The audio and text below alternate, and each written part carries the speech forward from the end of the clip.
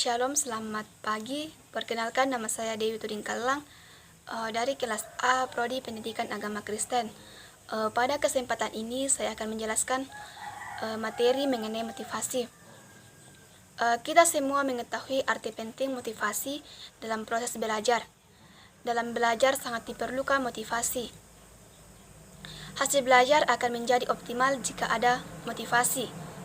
Semakin tepat motivasi yang diberikan, akan semakin berhasil juga pelajaran itu.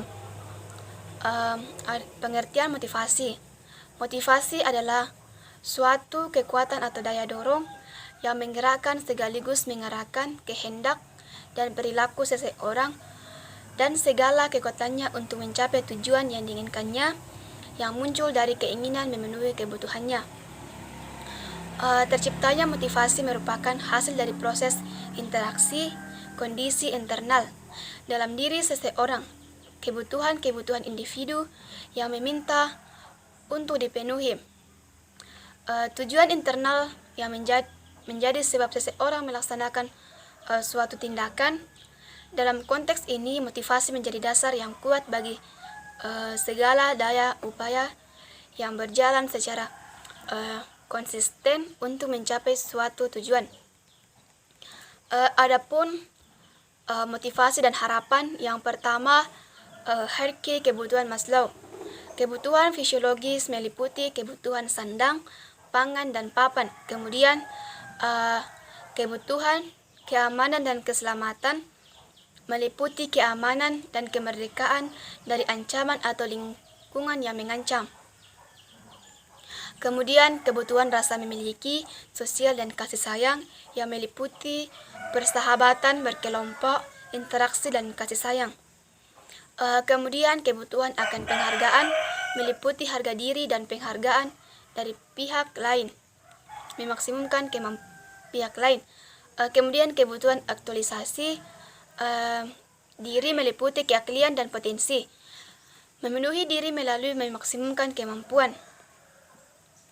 Teori ini memperlihatkan bahwa kebutuhan manusia mengenal skala prioritas, dimulai dengan kebutuhan dasar yang banyak berkaitan dengan unsur biologis, dilanjutkan dengan kebutuhan yang lebih tinggi, yang banyak berkaitan dengan unsur kejiwaan dan kerohanian.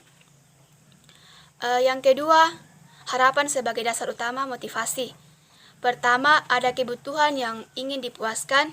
Yang kedua, pemenuhan kebutuhan itu tidak dengan cara mudah.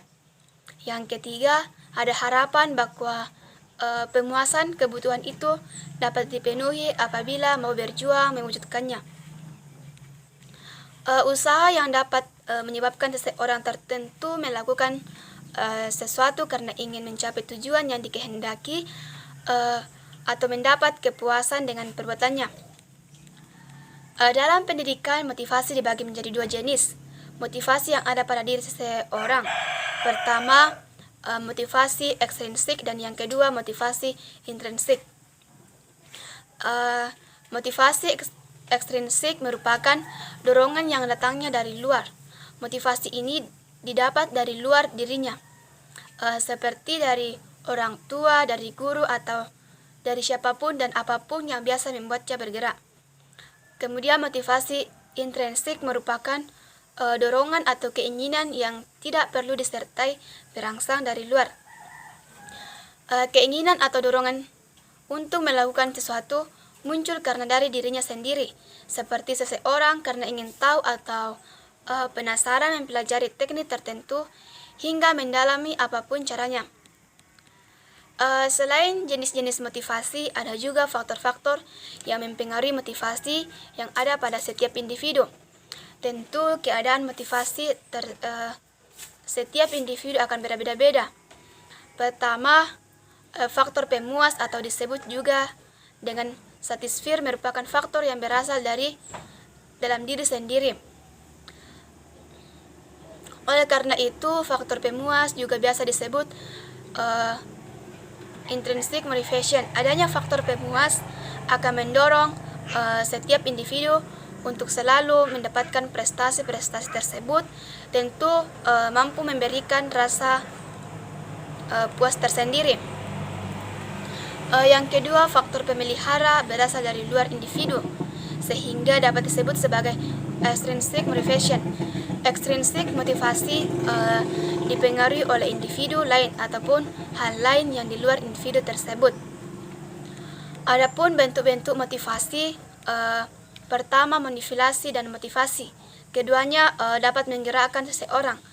Manipulasi suatu cara untuk menggerakkan seseorang untuk melakukan sesuatu karena orang lain menginginkan dia untuk melakukan hal tersebut. Motivasi melakukan sesuatu karena dia sendiri ingin melakukan hal tersebut. Yang kedua, motivasi berdasarkan sikap. Motivasi yang lahir dari diri sendiri menyangkut bagaimana orang itu berpikir dan merasa. Motivasi ini merupakan keyakinan dan kepercayaan diri seseorang, sikap terhadap kehidupan positif dan negatif. Yang ketiga, motivasi berdasarkan imbalan. Apabila seseorang melakukan aktivitas karena adanya suatu imbalan yang akan diterima, imbalan berperan dalam memotivasi seseorang. Yang keempat, motivasi dan lingkungan. Ada cukup banyak tempat di mana seseorang sangat termotivasi untuk melakukan sesuatu. Aktivitas terdorong oleh sikap dasarnya yang mau melakukannya, namun lama-kelamaan menjadi tidak efektif karena berbagai kendala lingkungan menghalangnya. Yang kelima, gambaran yang termotivasi. Orang yang termotivasi dapat kelihatan dari penampilannya, cara berpakaian, cara berjalan, dan sebagainya. Untuk membangkitkan motivasi seseorang, perlu menentukan targetnya berupa impian yang ingin diwujudkannya, beserta tahap-tahap pencapaiannya. Tidak ada keberhasilan bisa dicapai tanpa tujuan yang jelas. Adapun cara untuk memotivasi diri, pertama, melalui rasa percaya diri. Adapun yang harus dihindari yaitu saya tidak bisa, saya tidak mampu, saya tidak pantas, saya masih terlalu muda, saya merasa belum mantap, saya tidak berpengalaman, dan sebagainya. Perbanyak bersyukur, seperti yang terdapat dalam kitab Mazmur 139 ayat 14. Firman Tuhan, "Aku bersyukur kepadamu oleh karena kejadianku dahsyat dan ajaib. Ajaib apa yang kau buat dan jiwaku benar-benar menyadari."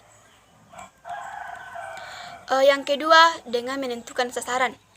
Dengan adanya sasaran atau target yang sudah ditetapkan, bisa berada di depan atau di belakang kita. Suatu saat kita mengejar target yang ada di depan kita, tapi ketika kita lalai mengejar target itu balik mengejar kita dan mengingatkan kita agar bangkit mengejarnya. Yang ketiga, dengan menyusun catatan sukses yang pernah diraih.